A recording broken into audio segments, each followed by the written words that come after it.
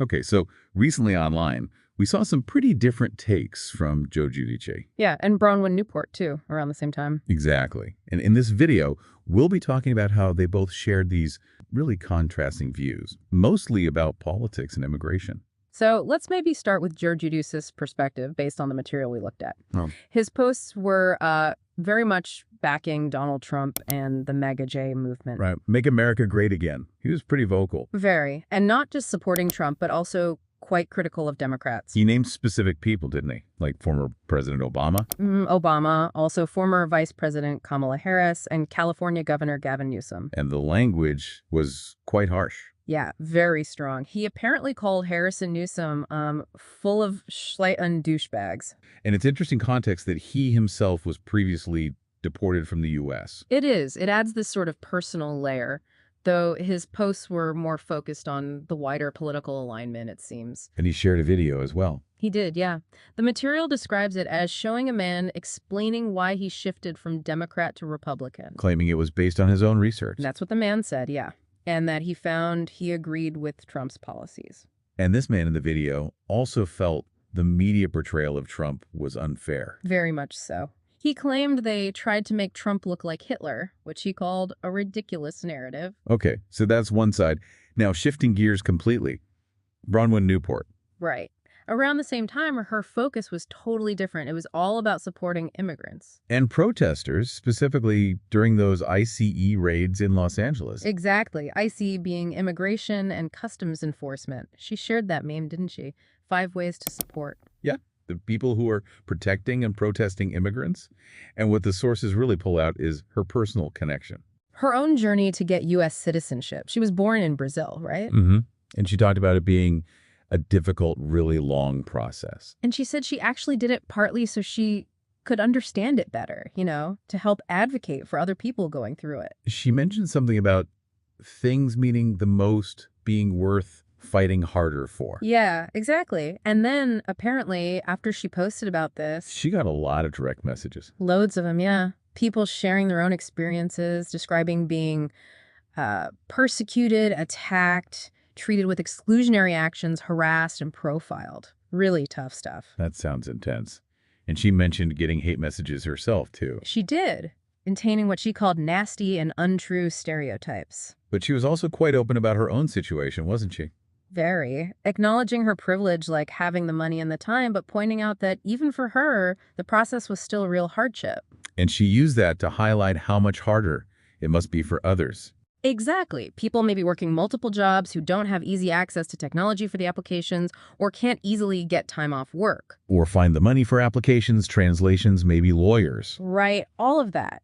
She expressed real admiration for people pushing through all those obstacles. And her conclusion was basically a call for empathy. Pretty much. Check your bias, have some empathy, and, you know, look for information from credible sources if you don't understand the issues. Who gives off the most small dick energy? Terry, Shane, Eddie, Travis, Ryan, or Slade? Men of OC. Oh, this is... God, can I plead the fifth? Oh, no, that's this. I'm going to say Eddie. Okay. Next update we have about Real Housewives of Orange County News. Specifically about Shannon Beador's time on Watch What Happens Live. It definitely got people talking. Oh, absolutely. The big moment, I think, was her calling out Edie Judge, the whole small D energy thing, live on air. Right. You could sort of feel the audience react to that one. It was pretty direct. So beyond that shocker, did she give any hints about the new RHOC season? Yeah, she teased some pretty intense drama with Tamra Judge.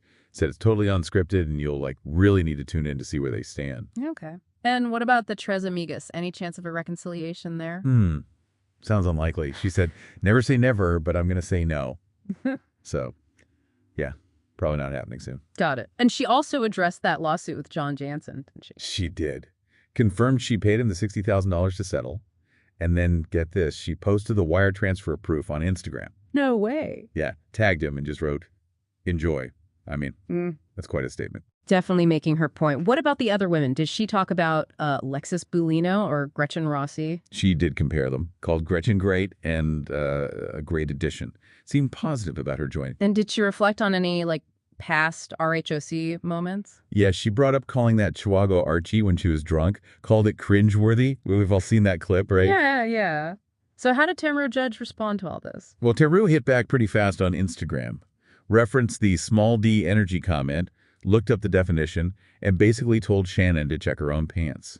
Some posts got deleted later, though. Oh, wow. And that sort of opened up old wounds, didn't it? It did. People started bringing up Gretchen Rossi's past comments about Tamru, about her loyalty being tied to her paycheck and how she treated Slade and Ryan Boyajian.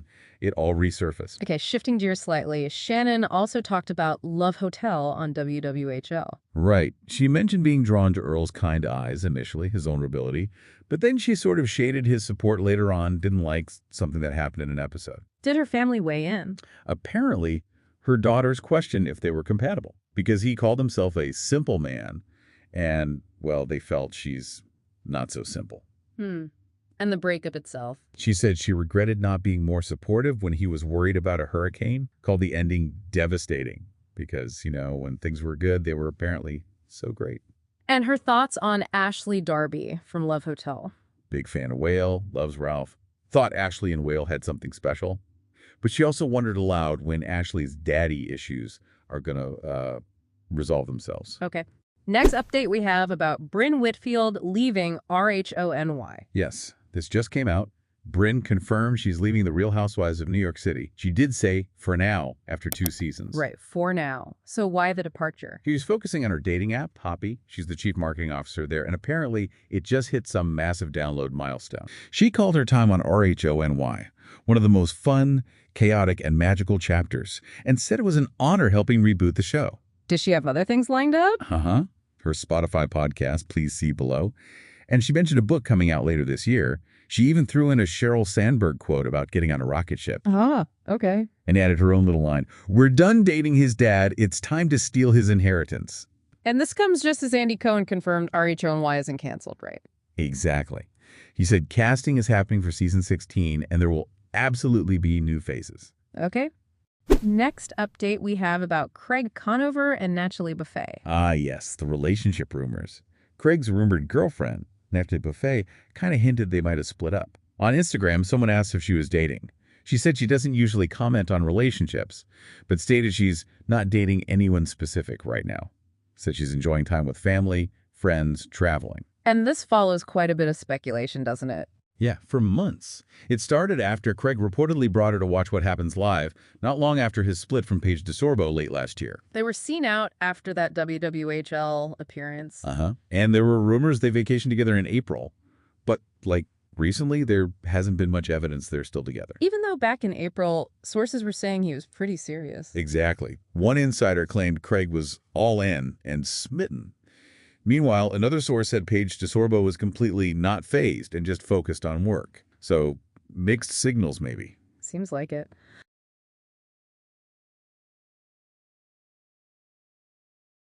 Okay, next update we have about Gia Giudice moving out. Right. Teresa Giudice's daughter, we've seen her grow up on RHONJ, and now she's on Bravo's Next Gen NYC. And is planning a move. Yep. Planning to move out of her mom Teresa's house, where Simon Guobadi and her younger sister Adriana also live, probably around September. What's the reason? Mostly practical, it sounds like. Her schedule for Next Gen NYC has her in the city 4 times a week, and the commute back and forth from Jersey is just super exhausting, as she put it. Makes sense. Does she know where she wants to live? Manhattan? She's looking at Manhattan or maybe Jersey City. But she still plans to spend weekends back home to see My Bella, her dog. Was she nervous about filming a new show, even though she grew up on camera? She said not really, basically because her life's been on camera for so long, it's just normal for her now. How does the vibe, the drama, compare to RHONJ? She described Next Gen NYC as more lightweight. Called it normal friendship drama. Stuff people in their 20s go through while they're figuring things out. Gotcha. Next update we have about the Valley drama. Ooh, yes. Jasmine Goode is calling people out. She's annoyed with her co-stars on The Valley. Apparently, when they diss Janet Caperna in interviews, they won't actually say her name. They just say, it's someone with a J name. And Jasmine is over it. She said, I'll say it, Janet. She's so sick of this. Why does she think they're avoiding the name? She straight up thinks the cast is scared of Janet, and she even admitted, "I'm a little scared too because you just never know what she's going to do." Does she think Janet has dirt on people? She speculated maybe Janet has a phone book of receipts on everyone, but then Jasmine quickly added she has receipts too and is always ready. So, game on, maybe. Sounds like it. She also went after Jax Taylor. Oh yeah, slammed him for apparently rage texting Brittany Cartwright, his estranged wife, while he was supposed to be in rehab. Jasmine said she wanted to trash his bar even more, but couldn't because everything was really nailed down. Wow. Intense. How does she feel about Brittany and all that? Felt it was really unfair to Brittany, saying she just can't win. She also questioned how Jax even had his phone in rehab and if he'd actually improved at all. Said he doesn't think and doesn't use his brain, clearly. And she brought up his finances, too. Yeah, she said she doesn't understand how he struggles with his mortgage when he seems to be constantly doing appearances and working, just questioning the whole situation. Okay. Next update we have about Lala Kent's Diddy Party account. Right. This was Lala Kent from Vanderpump Rules, recounting something she allegedly saw. What did she describe? She talked about seeing people leaving Sean Diddy Combs' Miami house around 10 in the morning, looking really rough. How? Her words were sheer defeat and sadness. Said it didn't look like they'd had a fun night. She specifically mentioned seeing one girl just curled up in a ball. That sounds incredibly disturbing. It really does. Her brother Easton, who was apparently with her, as if they looked tugged. And, this comes out amid Diddy's ongoing legal issues, the trial with charges of racketeering and sex trafficking and allegations about these coercive parties called freak-offs. Right. The context is serious. And the source also mentioned that resurfaced clip of Kourtney Kardashian talked about getting socked in the face at a Diddy party way back in 2001. Okay. Lastly, next update we have about Lisa Rinna and Harry Hamlin's marriage secrets. Yes, some lighter fare maybe. They've been together 32 years, married 28. Shared some tips on their podcast. 32 years in Hollywood is impressive. What's their secret? They really stressed keeping the spark alive and prioritizing quality time. Said you actually have to plan it and schedule it, especially with kids, like booking hotel nights away. And Harry mentioned the physical side. He did. Said their steamy life was a big part. But he also noted that intimacy isn't just one thing. It comes in many different forms, not just mucking around, as he put it. And Lisa added her own thoughts. Yeah, she said, it's always so fun to create things, whatever works for you. Mentioned things like little dress up, little role playing, a little porn, saying it's all good. She even took up pole dancing at one point. After their youngest daughter, Amelia Hamlin, was born, Harry's reaction was apparently, lucky me. Did their daughters know? They found out.